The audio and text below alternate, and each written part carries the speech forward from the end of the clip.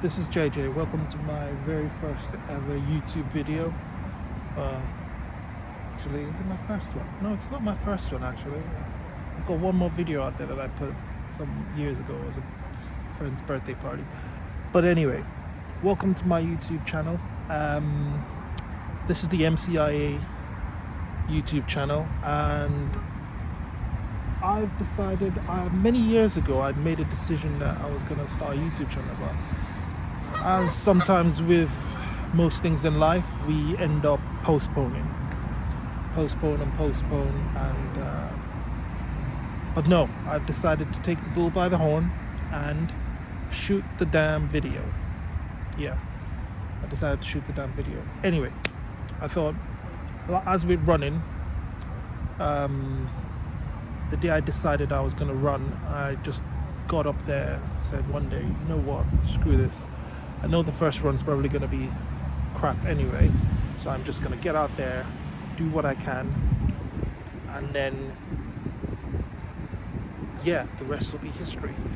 So I started doing my run. I started with 10 minutes. Can you imagine that? I did a 10-minute run the first time I ran, and yeah, so basically it was 20 minutes actually. I did a 10-minute run. I ran for 10 minutes. My ribs were aching like crazy, like they were aching. And I was like, you know what, I'm gonna stop and rest. And I stopped for 3 minutes, had a bit of water to drink, quench my thirst. But then I went ahead and did another 10 minutes. Now that was 23 minutes. So if you take the rest part of it, it's just 20-minute run. So anyway, I did the run and I kept doing it. And at some point I came to the realization that if I just keep doing it, I got better at it. I got better at it after about 3 months. I'd run to the point where what's it called? Yeah, sorry, I had a comb in my hair. I got to the point where I could run 20 minutes without a break.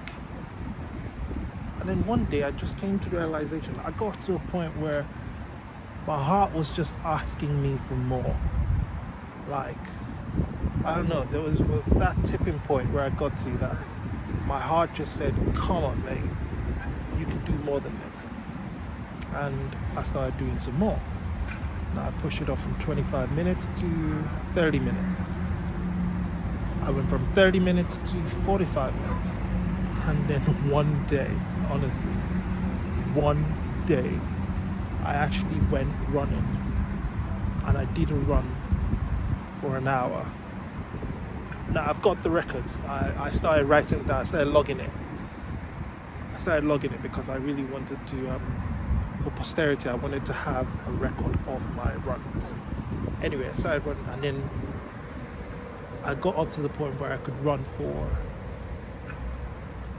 an hour and 30 minutes. Now, ever since then, I've done a Christmas present for myself where I'd go running. I started my runs in Hatfield. I used to live in Hatfield, and I'd run from Hatfield to Welwyn Garden City. Now, I didn't just take a run straight up the shortest route between Hatfield and Welwyn Garden City. I found that the bus routes between those two towns was actually a very, very long stretch. So I started doing the bus route. I'll tell you a whole lot about the running thing at some later on. But I've gone off on a tangent, bear with me, but this is all to explain why I've decided, you know what, I'll start this YouTube channel anyway and just see how it is. I'm going to use the principles that I learned from my running experience and apply it to the YouTube thing. And hopefully at some point I could make it a career. But I've gone on almost 5 minutes now, and I think this is an appropriate time for me to ask you. Like the video, share it, subscribe. Like the video because you're helping a brother out. Subscribe because there will be more content coming out. And share the video because someone might need an encouragement. Anyway, so I started doing the run, and I kept running, and I'd run from Hatfield to Welling via the bus routes, and then I'll run back to Hatfield again. First time I did it, it was painful. I tell you, it was painful. But one thing I did when I finished was I loved it. I absolutely loved it. And then I started doing, I started having ice baths. So I'd take ice cubes, put it in the bath, run a bath, put ice cubes in it, and then just sit in it. Now, one thing I noticed from doing the ice baths was the fact that when I finished it, my legs felt like brand new, like I could do it almost again. But anyway, I kept running, and I've been running, and I've fallen in love with running. Now, it was kind of sad because I've always wanted to be a bodybuilder instead. I always wanted to, grab some iron, gain some muscle. But there was something about running that just felt so unbelievable. It was freedom. It was an amazing experience. Like you'd have a bad day, and you'd get on the tracks, you get on the road, you hit the pavement, hit the road, and you just one step in front of the other, one step in front of the other, just one step at a time. That was the principle with which I started. I started with just one step at a time, faster than when you're walking, and faster than when you're speed walking. Just do it that way.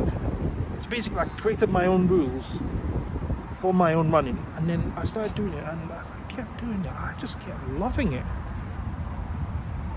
Within the first month, I noticed that people were telling me, "Oh, mate, what's going on? You look younger. You look fresh and everything." And part of the reason why that was because when you run, your pores open up, and any dirt that's loose in there gets chucked out. And when the dirt gets chucked out, the pores open up, you sweat a lot, everything comes out, and then you have a shower, and then the whole skin just breathes. You get a lot of, what's it called? Your blood is racing at an accelerated rate, and all the, what's the word? The blood gets pumped through the heart and everything. Everything goes through, everything circulates around your body quicker. So there's more blood going through your vessels and more blood going through all parts of your body. And if there's any cholesterol in your veins, it actually gets knocked out because of the speed and sheer force with which the blood vessels are actually carrying all the blood around. Anyway, I think that's about enough of a tangent. I think that's about enough of me rambling on about. But I love running, and yeah, I can't wait for another experience to do it. So I'm applying the same tactics for my running to YouTube, and we're gonna see how it turns out. I want you to be part of this journey. On MCIA, we're going to be talking about a few things. We're going to be talking about finance. We're going to be talking about credit. We're going to be talking about motivation. We're going to be talking about inspiration. We're going to be talking about real estate. We're going to be talking about there'll be maybe some politics thrown in there, maybe. But the main reason that I wanted to start this YouTube channel was because I used to be really crap when it comes to running my finances, and I can blame the fact that I was doing that on the people I first met when I first came into the UK. There is a saying that the people you meet when you first,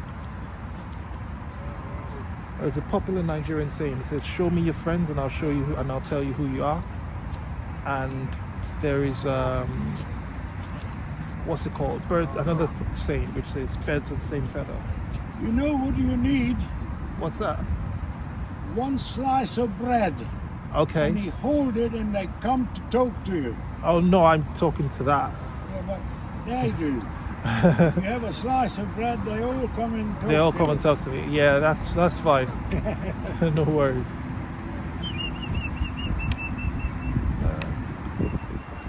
Always respect your elders, people. Always respect your elders. This old guy has just come round and is basically, is talking to me about the geese that's walking around here, around the park. Let me just quickly show you the geese over there. Yeah. Anyway, so back to the YouTube. Yes. So yeah, I've really gone. I don't know what I was talking about. He's cut me off now. Anyway, yeah, I think I was talking about my what's it called? YouTube videos, and I was really crap with running my finances. So birds of the same feather flock together. Show me your friends, and I'll show you and I'll tell you who you are. So at one point, I had to re-examine the people I was hanging around with, a lot of the friends that I was with. And as I started to examine it, I noticed that I got to a point in my life, and I came to the realization that, look, part of the reason why you are having the life you have is because of the people you've hung out with, what you've opened your mind to, what you've opened your heart to, what you've opened your heart, your mind, your head space to, is what has come in. So it was around the time I started running, funny enough, that made me realize this. And it was something a guy said. I went to buy this car. It's funny enough, it's the car I'm driving now. I'm still using it because I've decided I went to buy this car. When I was buying this car, the guy ran a credit check on me. And when he ran a credit check, my credit was shit. Absolute crap. It was absolute crap. Anyway, the guy ran the credit check on me, and before he ran the credit check on me, he said something, and there's something he said which made me think. It stuck with me for a long time. And he said to me, congratulations on buying your car. It's not the first car I've driven a Fiat. No, not Fiat. Actually, I've driven a Fiat. I've driven a Fiat Punto, which was a gift from a friend who was leaving the country. They left the car to me. But I bought a Skoda Fabia. Those cars are rocket, man. Nice portable little thing. In England, we like small cars. Well, when you're driving the first banger, you always. But the Skoda Fabia was a nice portable, really good car. Very good runaround car. I got it with diesel, I think. Yeah, and it runs very, very well. Anyway, so he told me, congratulations on buying your car. This is the second biggest decision, only to getting a mortgage to buy a house. The second biggest decision to getting a mortgage to buy a house. And that was what he told me. And I was like, bloody hell. So if I've just made the second biggest decision only to buy a house, that means I've basically come second. If that was a school and they were handing out results on the report sheet and they said first, second, third, fourth, fifth, whatever, I've just come second. This is second. What do I need to do then for me to get up to the first position? Now, they ran the credit check. My credit was shit. The offer that got me into the dealership was to buy a brand new car for about £160 a month, I think. Now I walked away from there. I walked away from there and I walked away from there before I go to that. I walked away from there and I got a car, but I didn't get the brand new car I wanted. I got an approved used car for £189 a month. So I came in there to buy a brand new car. Straight off, I'm going to be the first one who's going to be putting his name on the registration. The pink slips are all going to be my name. And I would have paid £160 a month deposit. No, I paid £160 one-off payment as a deposit, and £160 a month for 3 to 5 years, I think, for the car. I'm not going to break down the thing anymore. But I only did that. I ended up walking away with that, and I walked away. I was really happy that I got the car because I needed the car. I needed to work. I needed to be mobile, so I needed to work. I was driving a van before, and because I was doing a business, and the van tanked. Anyway, so I got the car. But I walked away thinking about what he said. Second biggest decision to getting a mortgage. So I was like, look, how do I make sure that I can get myself ready for this? And then I started and had this. I had a few challenging situations in my life. I'm not going to get into that right now. This video has already gone away too long and way off tangent, but this is where, or what birthed about me trying to fix my credit rating. So I walked away and I started thinking and looking at how can I improve my credit rating. So I started doing it. I looked into getting a credit report. I went to a property investment course. They talked about credit. I got to learn about credit, the credit reports, and I was given some more advice. One of the advice I was given there was, the only person who cares about your credit report is you. Nobody else cares about your credit report. Well, the bank only cares, or the lending institution, or whatever financial institution only cares when they have to read yours up, or when they had to call yours up to make a decision on whether or not they're going to give you money. So that began the obsession. That began the journey to where I am now. Now, at that point, before I got the car, I was literally credit vandal, credit villain. But it's down, like I said, it's down to the advice you got from friends. I had friends who told me, oh yeah, get a credit card, use it, max it out, chuck it, blah blah blah, and then get another one. As long as you just get another one, you just keep getting another one and just max it out, pay the minimum balance. When you're tired of paying the minimum balance, chuck it in. And I realized, no, that's not the way to do it. You see, what I realized many things, and I'm going to tell you a lot about it. But as I started doing that, I became passionate about my credit. I became passionate about fixing it. I became passionate about doing better. It was the same like running. I didn't think I could run to save my life. But sorry, just got folks walking past. I didn't think I could run to save my life when I was much younger. I would run for a bit, and the minute I start feeling cramps around my ribs and stuff, I would stop. But at this point in time, I went for a run, and I could run for 90 minutes. I enrolled in several 10Ks, 5Ks, 15Ks across the country, and I did it. I've not gotten up to the point where I've done the marathon, but the journey between Welling and Hatfield, which I've done, is almost equivalent to a marathon.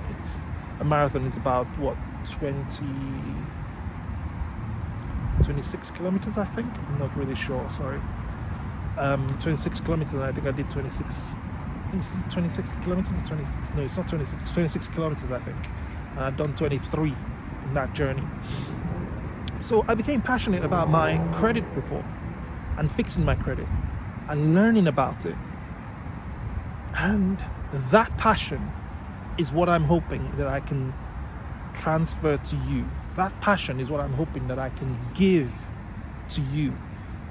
I'm hoping that I can translate that passion to you, because here's something no one will tell you. The banks want to give you money. Yes, they want to give you money. Financial institutions want to give you money. Why? 'Cause that's how else are they going to make money? See, they want to give you money so that you can take the money, go out there, do whatever you need to do, and pay the interest. They want the interest. They want the interest. And think of it. Let me try and use an agriculture and what's it called? An agricultural metaphor. If you own cattle, say you own should I say if you own cattle, the bank no, how would I put this? If you own cattle and you want money, what would you do? You take the cattle to the bank and they'll give you some money. Now, during the period that your cattle, say you've got 2 cows, you take the 2 cows to the bank and you collect some money. Whilst the cows are with the bank, the one thing that is going to happen is whatever offsprings the cows have during that time, the bank keeps it. So when you return the money, the bank returns your cow, but doesn't give you back the children. That's I hope that makes sense. But that's the whole idea. Now, at this particular point in time, the banks don't have any cows. You don't have any cows, but money is the next best thing to cows. So the banks will give you their money. So say their money is their cows. You take that money and do whatever you want with it, but then you have to give that money back. And the interest, the money they charge you because they give you that money, is what the banks are looking for. So if the banks can get 1 million people to give 100 million to, they will give you, as long as you all have the right credit and you all can pay, they will give it to you. So anyway, back to the analogy with the car, or maybe I'll save that for another time. But anyway, yes, this is the reason why I decided that I was going to start a YouTube channel. I want to transfer my passion with credit, what I've learned with credit, and I want to transfer it to you. I want you to take hold of your financial future. I want you to be passionate about your financial future, because like a game, it is a whole lot of fun. Believe me, it's a whole lot of fun. And when you start to play it, life just takes up a whole new feel. It takes on whole new what's the word I'm looking for?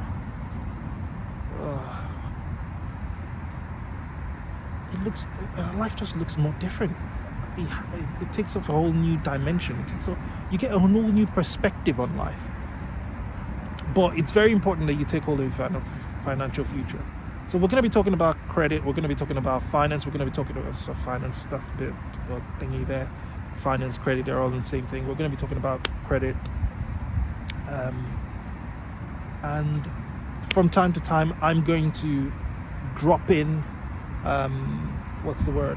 any issues or financial recommendations that I want to make, something that I've probably used or something I think you guys would get a very good kick out of. I'm going to drop it. I'm going to make recommendations to you. Comment, share, subscribe. Like this video, please, because if you like the video, there'll be more coming out, and if you subscribe, you're not going to miss anything. What else? I think I'm gonna save the rest. I think I'm gonna save the rest for next time. All right. Stay safe. Stay healthy. Stay nice. Be kind. And above all, please remain awesome. It's JJ, and I'm out.